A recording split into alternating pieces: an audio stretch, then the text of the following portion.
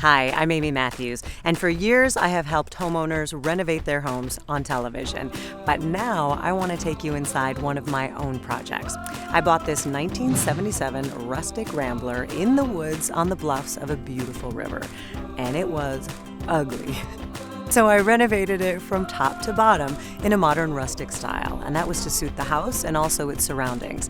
But I want to take you inside room by room and show you how you can incorporate this style into your space no matter where you live. This week, it's all about the kitchen and the living room. You don't have to live in the woods to enjoy a modern rustic style. I feel modern rustic isn't just a design trend, it's more a way of living.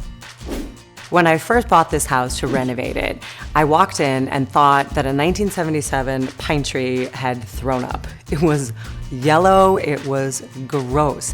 But I knew that if you cover up the one thing you hate most about a room, you'd be surprised at how great everything else can look.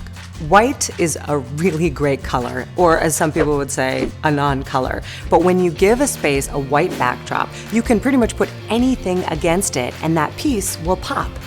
Any design style you like will be enhanced by a clean, simple backdrop of white. Don't fight the existing structure or architecture of your house. Let that be your guide. For me, it was the massive stone fireplace. A lot of people thought it was really super ugly to begin with. And then there were the beautiful beams, but they weren't beautiful when they were surrounded by gross yellow pine. Once that was gone, once there was a neutral background, these pieces could stand on their own. And for this space, that was my rustic. That was the beginning of my color scheme, textures, everything I added. That was my guide. Quite often, less is more. And one thing I'm not a huge fan of are window treatments. Now, I know there's certain places that you have to put them, but for me, I could actually keep them off of all of the huge, gorgeous windows in the space. It kept a very clean, modern line, and it connected me with the outside environment. I wanted to lighten everything up. So I sanded the floors down and uncovered this beautiful white and red oak flooring. And I decided to go with a French bleed. And what that means is that the edges of all of the floorboards are darker than the planks themselves. It's a very imperfect look. It looks worn, it looks older, and it adds an incredible rustic charm to the space. When it came to the decor, I wanted to keep it really modern, and that meant scaling down the size of the furniture and keeping really sleek lines. But not a lot of people think of modern furniture as something you want to jump into and curl up. So I brought in tons of textures, all different types of pillows, all different types of wood, really cool rugs, and a bunch of blankets that do make you want to jump on the couch, cuddle up in front of your fireplace, and look out your amazing windows. When I first walked into this house, I looked at the kitchen and I knew that it was really confused. This space didn't know if it wanted to be a laundry room or a kitchen, so I chose kitchen. You should think of your kitchen like your closet.